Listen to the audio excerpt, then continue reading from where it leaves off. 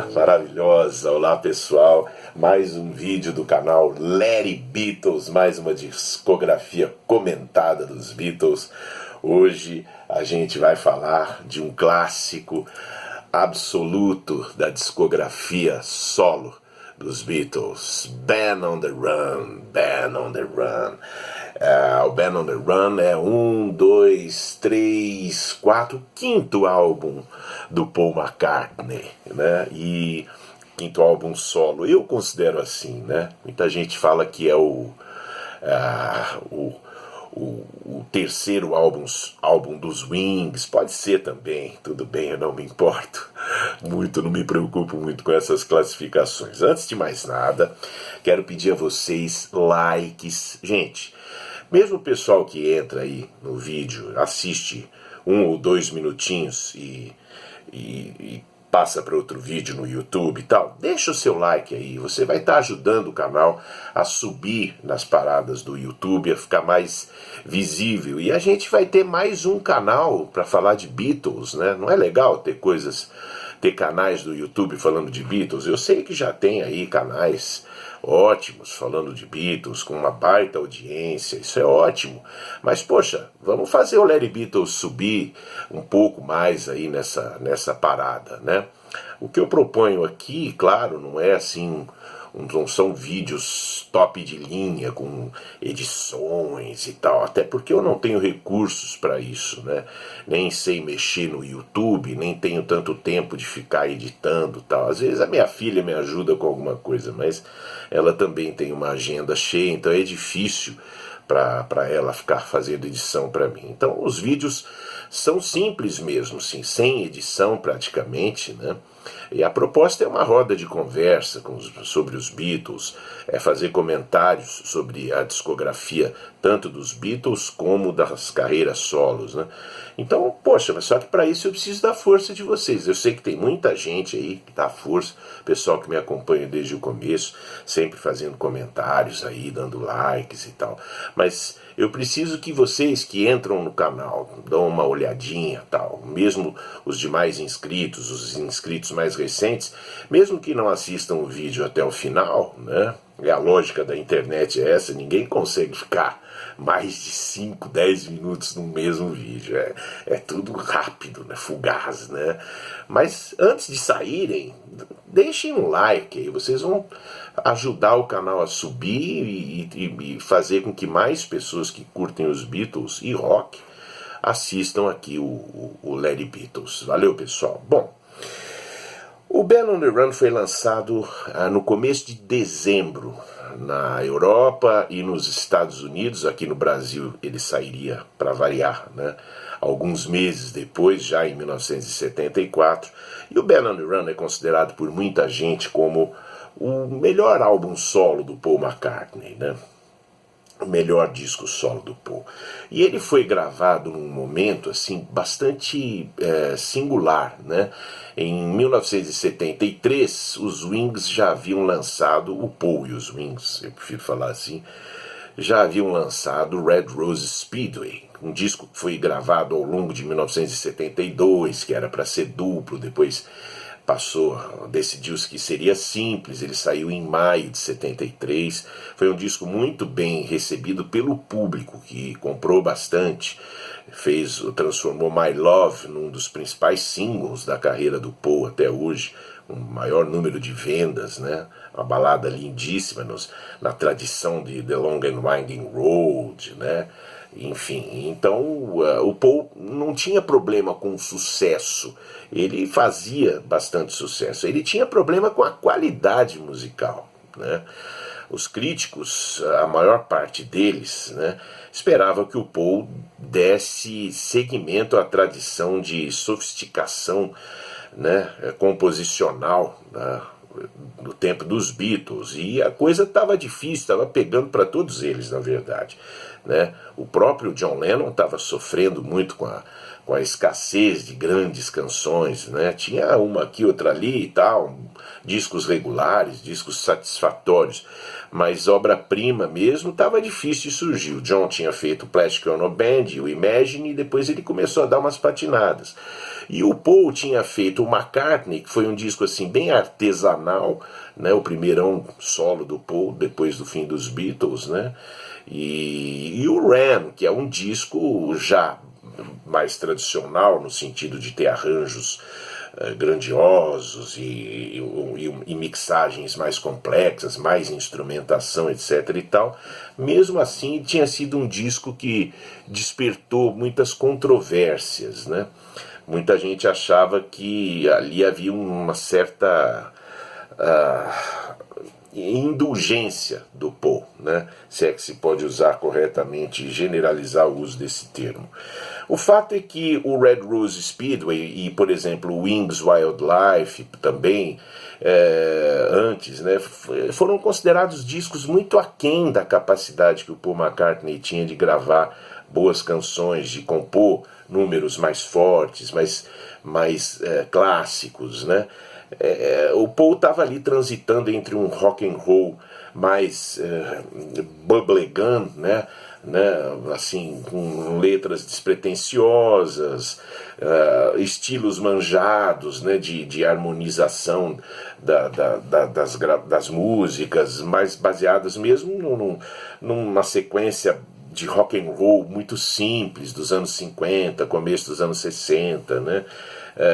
Enfim, ele estava dando cabeçada, estava procurando uma forma ali de se colocar no mercado fonográfico, tinha muita concorrência, David Bowie, Elton John estava arrasando naquela ocasião, assim como um compositor de baladas, né? O Elton estava com um trabalho muito forte, estava sendo muito reconhecido, e o Paul, assim como o John, ele ficou meio perdido ali naquela, né? Com a responsabilidade de continuar a tradição dos Beatles. Internamente, os Wings enfrentavam um problema. Claro, os Wings eram o Paul, né? Mas o Henry Mukoloff e o Danny Seiwell, eles não gostavam muito da direção musical que o Paul estava dando aos Wings, né? Eles queriam uma coisa assim mais rock and roll, né? Também acho que esperavam um trabalho mais consistente do Paul, e também implicavam com a presença da Linda McCartney na banda, que a Linda não sabia tocar direito, não sabia cantar direito, mas o Paul, até hoje eu não sei por que direito, ele insistiu que a Linda ficasse na banda e fizesse parte do grupo, e inclusive como linha de frente, tecladista, vocalista. Isso desagradou muito os dois músicos, né? O Henry e o Danny Seiwell, né? O Danny Lane estava ali, era um pau para toda a obra. Quando chegou 1973, os Wings foram... em julho de 73, os Wings começaram a pensar, o Paul começou a pensar em gravar um novo disco, né? Ou seja, ele continuava naquele esquema de tentativa e erro, né? Ele queria porque queria gravar alguma coisa mais impactante. Ele já estava animado porque ele já tinha gravado Live and Let Die, trilha sonora lá do filme de mesmo nome, né, do James Bond, e é uma grande música, né, Live and Let Die, teve lá arranjo de cordas do George Martin e tal. O Paul, então, ele estava assim, sentindo que ele estava chegando perto de uma reaproximação com o talento dele, né? E ele queria gravar num ambiente diferente, justamente para fugir dessa coisa de gravar sempre lá em Abbey Road, gravar em Londres ou gravar nos Estados Unidos, onde ele sempre, de certa forma, reproduzia o som dessas localidades, né, ou do que estava em voga no mercado, ou seja, rock and roll, balada, né, enfim, ele queria mudar isso, ele queria transcender um pouco o que ele considerava assim uma certa pasmaceira criativa, e era mesmo, né? Ele começou a concordar com a imprensa especializada de que o trabalho dele podia ser melhor, então ele estava bastante instigado com isso. Então ele consultou a EMI, os estúdios da EMI, até no Rio de Janeiro ele pensou em vir gravar aqui, porque ele queria uma ambiência diferente, né, como base de gravações, de criação do próximo álbum dele, né. No fim ele escolheu Lagos, na Nigéria, né. país aqui assim com o Brasil, né? E com uma idêntica musicalidade bastante criativa, efervescente, como a gente tem aqui, né? Mas na África era uma coisa é mais uma coisa de percussão também, né? Enfim, no Brasil também, né? Aqui é uma riqueza musical impressionante, né? Infelizmente o resto do nosso país não está à altura da musicalidade que tem. Mas o fato é que ele escolheu Lagos, na Nigéria. Só que antes deles partirem para lá, o Danny Saywell e o Henry Mukoloff abandonaram o grupo, né? Acharam que seria mais uma extravagância do Paul para resultar em nada, seria mais um disco apenas. Eles se ressentiam também, principalmente o Henry, de não poder dar muitas opiniões, assim, participar mais ativamente da direção musical do grupo. Eles saíram. Abandonaram os Wings, né? O Paul, o Danny e a Linda, mesmo assim, partiram lá para a África. O Paul levou a família toda. O Geoff Emerick, engenheiro de som dos Beatles, foi convidado a fazer engenharia de som desse novo disco, foi com o Paul lá para a África. E se vocês lerem lá o livro do Geoff Emerick, Here, There and Everywhere, vocês vão se divertir com os relatos dele sobre a gravação, né, do álbum. Teve muita coisa engraçada. O fato é que eles chegaram lá na África, em Lagos, e a precariedade era enorme, né? O estúdio era muito mal equipado, ultrapassado, tinha diversos problemas de infiltração, de equipamentos estragados, era um horror, né? De umidade, era uma coisa catastrófica, segundo o Geoff Emerick, né? E haviam problemas também, como havia problemas também, como, por exemplo, a implicância do Fela Kuti, que era um dos mais importantes músicos africanos da ocasião, com o Paul. Ele chegou a obrigar o Paul a recebê-lo no estúdio para mostrar para ele que se o Paul estava roubando elementos da música africana para lançar no Ocidente como sendo uma coisa dele, Paul. Então o Paul recebeu o Fela Kuti, mostrou para ele, tá vendo? Essa música aqui que eu estou fazendo não tem nada a ver com a música de vocês, minha intenção não é essa, né? Teve um caso clássico antes disso, essa hostilidade que sondava o ambiente, né? O Paul foi assaltado, ele e a Linda estavam passeando pelas ruas, foram assaltados por dois sujeitos lá que levaram as fitas demo do Paul. Ou seja, o Paul ele teve que lembrar, né, simplesmente tendo a memória como único recurso, ele teve que lembrar de todas as canções que ele havia preparado para fazer o novo disco, né? Enfim, o Paul teve lá um mal-estar uma hora, acho que por um excesso de cigarro, calor, enfim, uma série de coisas lá. Ele teve um desmaio, teve um problema cardíaco, teve que ser levado às pressas para um hospital.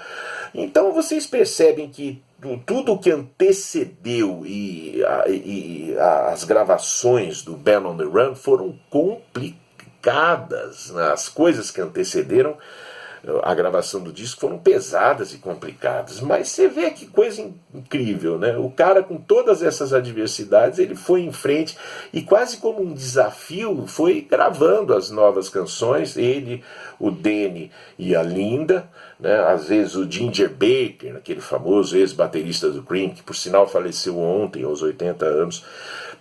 O Ginger Baker tinha um estúdio lá, ficou pressionando o Paul para ir gravar no estúdio dele. Aí o Paul foi e gravou uma música lá, Picasso's Last Words, né? O Ginger participou lá, tal, fez uma participação. Alguns percussionistas africanos participaram das gravações com uma ou outra inserção de instrumentos percussivos, né, justamente para não desafiar lá o Fela Kuti. Não mostrar pro Fela Kuti que o Paul estava roubando a música africana. Enfim, o disco foi gravado. E ainda, para terminar essa parte das adversidades, mesmo depois que o disco foi gravado e eles voltaram para a Inglaterra, o Geoff Emerick descobriu lá um problema na fita master, né? Um tipo, eu não me lembro exatamente qual foi o problema, mas foi um problema com o áudio, um sistema de gravação, algum problema que houve lá na masterização da fita, que o Geoff Emerick teve que correr também lá por Londres para poder fazer um trabalho de remasterização dessas fitas, né? Tá lá no livro Here, There and Everywhere. Here, There and Everywhere. Eita, inglês macarrônico. O Band on the Run foi lançado no dia 5 de dezembro, né? Na Inglaterra, nos Estados Unidos e tal. E revelou-se um grande disco. Engraçado que assim a instrumentação diminuiu de recursos em relação aos discos anteriores do Paul, porque 2 músicos saíram do grupo, claro. E esse disco, engraçado, né, para mim, assim, a minha visão, ele tem uma conotação acústica, ele tem uma sonoridade mais acústica, uso de poucos instrumentos e uma simplicidade na execução. O Paul tocou bateria praticamente no disco todo, então a bateria é a bateria do Paul, né? Não tem nenhum exagero, nenhum virtuosismo, é uma bateria simples, com poucas viradas, né? Mais assim, uma marcação mesmo das músicas, né? A execução dos violões, das guitarras, que também ficaram muito a cargo do Paul e do Denny Laine, claro, mas muitos solos ali são do Paul. Também não trazem nenhum virtuosismo, mas são eficientíssimas, né? Os back vocais são razoáveis, são bons, não são razoáveis, são ótimos, porque dentro do estúdio eles tinham condição de corrigir as desafinadas da Linda. O grande problema da Linda era a gravação ao vivo. E o fato é que o disco ficou um disco assim coerente, forte na simplicidade dele. Por quê também? Porque as músicas eram muito boas, né?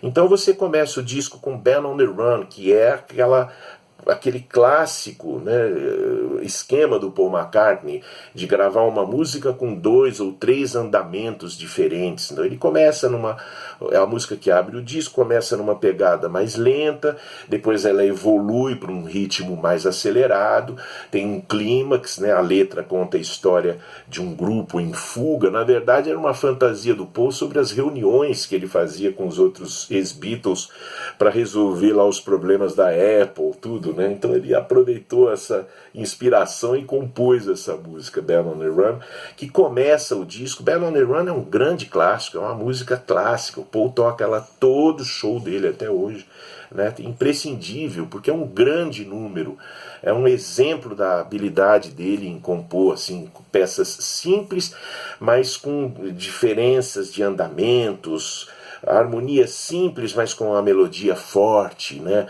Um clímax, um começo moderado, depois um clímax, né? Ele buscaria repetir isso no disco seguinte, Venus on Mars, na primeira música também, né? Venus on Mars / Rock Show, enfim. Depois vem Jet, que é um rock que você vê, quando ele quer criar um rock and roll forte, mesmo original, ele faz. Ele não precisa copiar os rockinhos, bubbleguns dos anos 50 e 60, né? Ele faz um rock forte, e Jet é um rock forte, pesado, assim, bastante cheio de energia, né?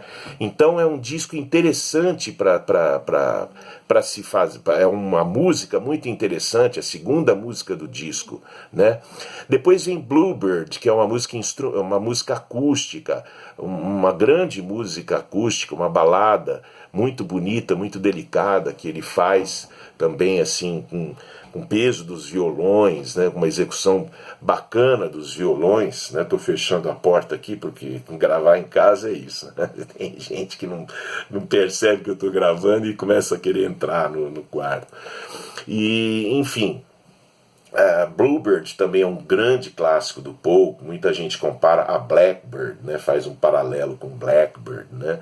Mas é uma música muito interessante, muito bacana, delicada, né? Depois vem Mr. Vanderbilt, que ele tocou muito nos shows recentes dele, nessas turnês dessas 2 últimas décadas.